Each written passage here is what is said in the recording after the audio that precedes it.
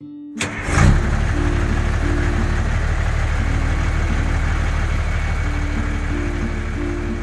spend a lot of time doing contract work for the Army. They contract a hell of a lot of mechanic work out to civilians. Saves on overhead, I guess. But that means I'll often be driving out into obscure training ranges out in the middle of nowhere to unfuck a mission-critical vehicle or piece of equipment that can't be easily brought back into the shop. It could take an hour or more to get out to some of the places these guys, and gals more and more these days, break their million-dollar toys. Most of the time, the job's routine. Spend an hour or more getting to the site, do an assessment, fix it if I can, or get an M88 out of there if I can't. Head back to the shop, do the paperwork, call it a day. At least that's how it went before they transferred me out to a certain well-known installation in the California desert. Right off the bat, I felt like I was being punished. The folks I met in the shop on day one were nice enough on the first blush, if a bit coy about the command climate, but they chided me for not knowing any of the rumors about the base, and proceeded to tell me a menagerie of what amounted to ghost stories. They were just messing with the new guy, I thought. One guy, Micah, even put in an Oscar-winning performance as he took me aside and tried to tell me about a bunch of unwritten rules and things to watch out for, building upon what the other tall tales the folks in the shop were weaving. Then, in ominous tones, he told me about the previous mechanic whose spot I was filling. Yeah, he went missing when responding to a false call. No one else heard it over the radio, but he recorded and went out. He should have known better. The unit reporting the call doesn't exist, and the training range was vacant. We have no idea why he went out there. He looked down sadly. We only know that we found his truck buried in a sand berm about 3 days later. No sign of him, or how his vehicle could have wound up buried like that. Just be careful. Things get weird out here. I rolled my eyes and shrugged it off. Talk about commitment to a prank. A few days later, I was still settling in and went out to my first 2-job call. It was well past 100 degrees out, and both training areas I had to hit were at the extreme eastern edge of the base. As luck would have it, my utility vehicle didn't have working air conditioning either. Thankfully, the first job was an easy, if time-consuming fix. After packing up and getting ready to head to the second site, I was required to report my time, position, and estimated arrival at the next site.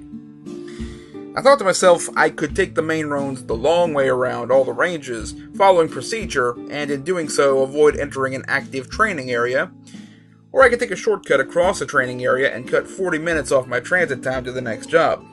Since I knew the training area between me and my next call had actually been vacated that morning, and the heat was brutal, I decided to take a shortcut. I drove for what felt like hours in the intense heat. Under those conditions, they often say your eyes start playing tricks on you, and they aren't wrong.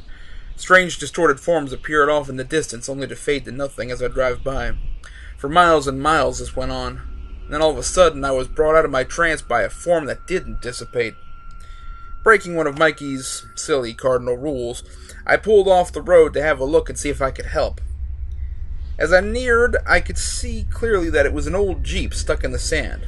It seemed like the kind of Jeep that probably hadn't been used by line units since the early 80s at the latest. The hell was it doing out here?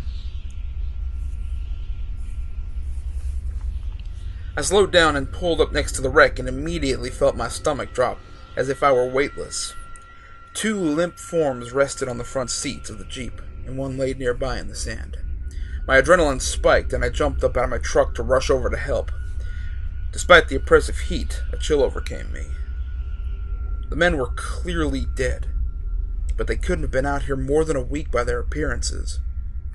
Bloated tongues bulging out of their slack jaws, eyes half closed and milky white, skin pale and taut. It took me a moment to note other details. The uniforms were wrong. They were a simple, solid green. Their helmets were wrong, too. It didn't make any sense. There was no way a vehicle would have just sat out here unnoticed for decades. Likewise, there was no way a unit would have dressed up in vintage uniforms carrying vintage gear just to fuck around out here. Then my eyes drifted to the vehicle.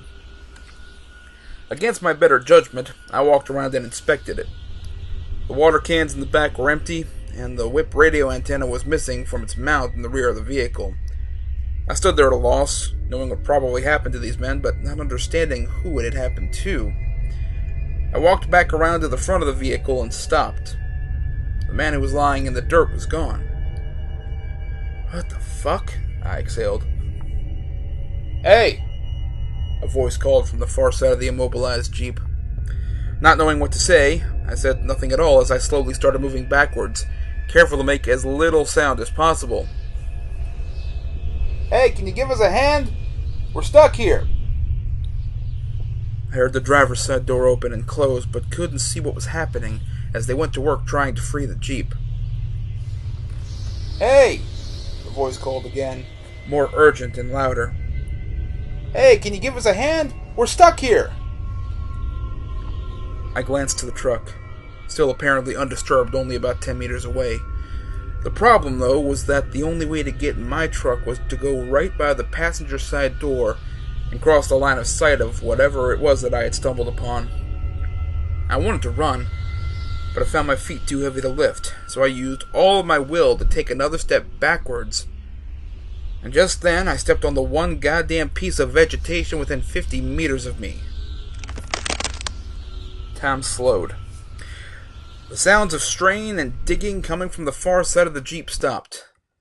For a mere second, there was complete silence before a grotesque visage slowly peered out of the passenger side window, and its cloudy eyes locked into mine. Hey, it called, its voice muffled by its swollen tongue. Before the shock wore off, and I could begin running toward my truck, its deathly brethren came around at a trot, blocking my only clear path of escape. Hey, they called in unison, and I sprinted faster than I'd ever done before. I was driven by a mad panic. Somehow I made it past them, barely slipping through their grasp. I jumped into the truck, turned over the ignition which caught on the first try, and threw it into reverse. I was peeling backward just as one of the forms grabbed onto the grill of my truck and began climbing up and over the hood.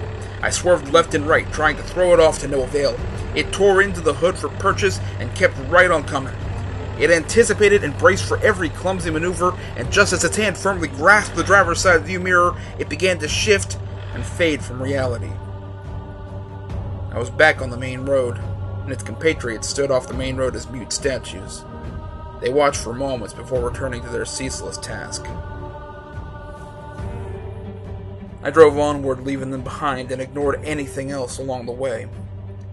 When I finally arrived at the next job, the group of soldiers waiting in the shade next to their broken-down M113 hurried over and helped me out of the vehicle. I heard muffled voices and looks of concern as I was led to the shade. Heat stroke. Hey, Doc, we're gonna need to stick him. As I laid there and let them push about a liter of fluid into me, I stared at the front of my truck, now visible to me for the first time since the encounter. It was pretty fucked up. Handholds were cleaved from the metal paneling itself. And then I faded out. I woke up in a small clinic with both Micah and my supervisor waiting nearby as a cool stream of saline fed into my arm. Don't break the rules again, my supervisor said. You are lucky to be alive, and you'll be restricted to light duty until you recuperate, just so you know. What happened? I asked, unsure of my experience. Well, based upon how fucked up your truck was and the fact that you were able to get to the second job site in under 2 minutes from your check-in, I'd say you broke the rules. It was real? Mikey and my supervisor glanced at one another for a moment. Yes, absolutely. I thought we were pretty upfront about that. I just thought you guys were fucking with me, I sighed. I saw corpses stuck out there. From another time, it looked like they were lost out there long ago. Well, that happens. All too often, actually.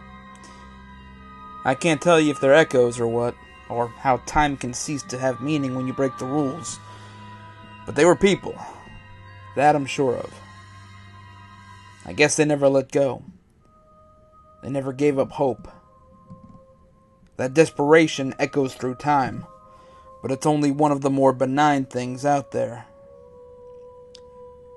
They left me alone, confident in my recovery, while I contemplated my supervisor's last words. I probably need to write all the rules down.